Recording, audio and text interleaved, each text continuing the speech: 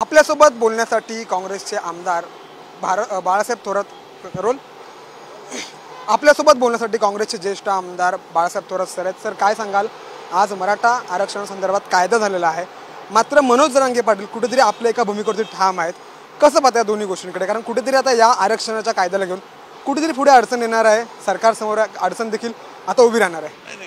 काय अडचणी येतील या बाबतीत आम्ही माननीय मुख्यमंत्र्यांना पत्र दिलं होतं। आमची चर्चा करण्याची तयारी होती, परंतु कामकाज सल्लागार समितीमध्ये चर्चा नको असं ज्यावेळेस म्हटलं गेलं तर ठीक आहे म्हटलं, आमच्या पत्राचं तरी जे मुद्दे आहेत सर्व त्याचं सविस्तर उत्तर द्या। त्यामध्ये कसं हे आरक्षण टिकणार, कारण हे प्रयोग पूर्वी झालेले, आता कसे टिकणार हे सांगा।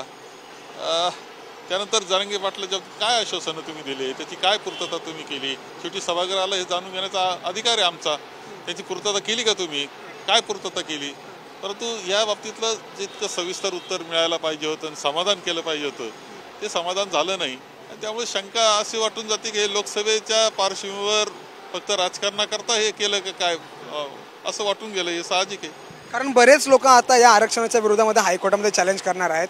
ॲडव्होकेट गुणरत्न सदावर्ती देखील आता हायकोर्टात चॅलेंज करणार आहेत। काय वाटतं, हे जे आरक्षणासाठी कायदा जो तयार, म्हणूनच आमची अशी इच्छा होती की हे आरक्षण टिकणारं असलं पाहिजे, म्हणून सरकारने काय काय तयारी केली याचं सविस्तर चांगलं सांगितलं असतं तर बरं झालं असतं।